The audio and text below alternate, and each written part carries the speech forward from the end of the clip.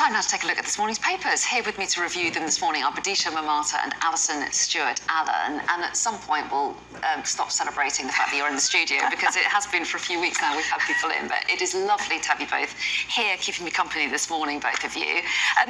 First of all, let's kick off, Alison, with a story that's on a lot of the front pages, and it's been the subject of conversations up and down the country for the last 24 hours at least, and that is the school closures because of this form of concrete that's prone to collapse. Yes. So take us through the Times coverage of this. Yes, indeed. So basically, as you say, crumbling concrete, hard to say at this hour, is the cause of over 100 schools across the nation being closed. And the fact that this is decided at the very last minute, we've had all summer, we've had probably several years when parents could have been alerted and schools could have been staggered in the upkeep. The government said there was sort of last-minute evidence that came to light that suggested that concrete they thought was going to be okay actually might not be. Yes, and they had evidence that randomly some ceilings would collapse in classrooms and potentially be horrible, terrible situation with children being hurt. So they've decided to err on the side of caution, which makes perfect sense. But I think the furore is over the fact that it appears to be very last minute. And you have parents in different parts of the country showing up, dropping their children off at the school gates and being told, sorry, the school's closed. Yeah, there's a school in Leicester where that happened, wasn't yes, there? Indeed. That's right. And so, yeah. Even if they're not starting term till Monday, it's still very short notice. It is. And awful, Bidisha, for those pupils who've had so much of their schooling disrupted already, for some schools, they might be able to accommodate them in different buildings. They might be just a part of the school that's affected. But there are some pupils that will have to return to remote learning, and they don't know for how long. Yes, so this is now year 3 or year 4 of a kind of disrupted learning experience. And it's exactly what Alison says. This is not some unpredictable thing. If you have decades and decades of underinvestment and the concrete is getting worse and worse, the authorities shouldn't be looking at it and thinking, oh, it's just about acceptable. It gets in under the wire. It's not going to collapse today, maybe next year. So we can put some young people in there and just say, well, don't worry, you should be fine for another 12 months. This should have been looked at right at the beginning, not let to get to a crisis point.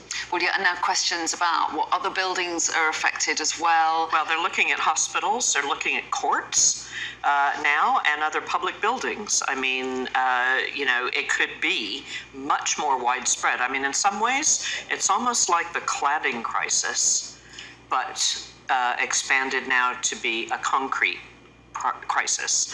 And I think the risk is that they uncover hundreds more buildings across the country. Then what are you going to do? Where are you going to have, court hearings? Where are you going to have people go to their town hall if it's falling apart? So I think it's a much bigger issue than just a few schools. It might be much more widespread. Absolutely, and we don't know the extent of the schools either as yet, as I understand it, because a lot of the schools, or a certain number of schools, haven't returned the questionnaires and surveys that they were sent, and there's still more investigation to be done. So I think this is a story that we will see being covered a lot over the weeks ahead. In the meantime, though, Bidisha, you want to take us inside The Guardian for a story about the Sacklers. Yes, who they are. The Sackler family are a very wealthy family business who've invested in all sorts of things, but they came to even greater infamy and prominence over the last few years as being the main funders behind what we now know of as the opioid crisis. So things like fentanyl, OxyContin, very powerful opioid-based painkillers. In the last, let's say, decade or so, it's been shown to be extremely addictive. And the Sackler family have really caught a lot of fire, led in part by campaigns by, say, the artist Nan Goldin, who suffered from this and really campaigned against the Sacklers and against opioids generally. Because the Sackler family, it has emerged, really knew how incredibly addictive these opioids were. I do understand that very rich families invest in all sorts of things and that you can have unintended consequences and take responsibility and say, we did not do our due diligence. But there is documentary evidence showing that the previous generations of the Sacklers were saying, well, we're going to paper America in prescriptions. There was a plan almost to get the populace addicted to buy into big pharma and have these opioids allied with brand names that then gain value. And slowly all of the galleries, all of the museums that bore the very familiar Sackler name are divesting themselves of the name. And the V&A Dundee, the great design museum in Dundee, took £500,000. It's an 80 million worth institution. So £500,000 is relatively small, but they had buildings and rooms in the Sackler name, and they are finally taking that name off. There was a small plaque at the entrance. I would really like to know, and I'd love to have it confirmed, that they are also not taking the money, because there's optics and then there's the reality of funding. It's not easy to get sponsors, it's not easy to get funders, but I think it's a good thing, and we finally look at the opioid crisis. It's definitely very strong in America, but it's also in Britain too. Yeah, and just some of the detail in this article, the Sackler family owned Purdue Pharma, which produced this addictive drug, Oxycontin, which is estimated to have caused more than 500,000 US overdose deaths over 2 decades, they say.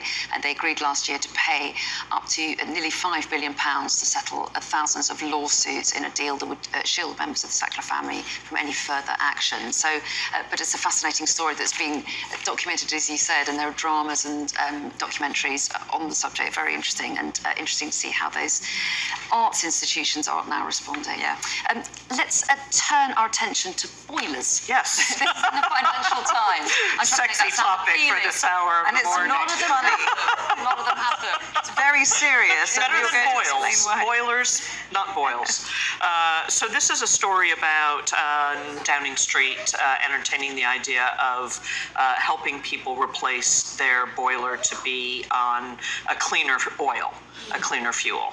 And in a way, it's sort of like the ultra-low emission zone for the boiler industry. So households will not be out of pocket in changing from a kerosene-based boiler or oil to a greener source of energy is the bottom line. So there's legislation pending to look at how this funding might be rolled out so that homeowners are greener and the UK meets its emissions targets, which has to be a good idea in the long run, that we're not continuing to pollute as much as we have been historically. So basically the story suggests that rural communities would be hit hard financially if there's a ban on the installation of oil boilers by 2026 onwards. So that is a hard deadline 3 years from now, by which we are meant to all be moving to greener boilers. I guess the question is, how do you get to all of these homeowners and encourage them and educate them? A bit like the ULEZ, it appears for a lot of people that ULEZ was rushed into place.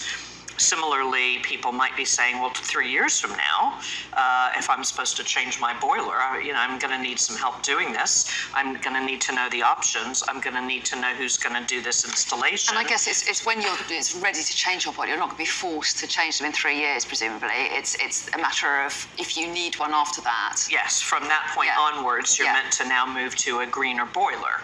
But it's about, in a way, it's a similar question. It's a similar issue in a way to the concrete. Which is about infrastructure. You can't just say this is going to change, the law is going to change, without all of the support pieces being in place to make that happen. Absolutely, and fascinating to see how the new Energy Secretary, Claire Coutinho, is going to approach this, because it's a subject that it does divide the Tory party a bit, doesn't it? We're out of time for this hour, but we'll see you again next hour. Lots more to discuss then, and some of those stories we didn't get to. Thanks both for the moment. Thank you.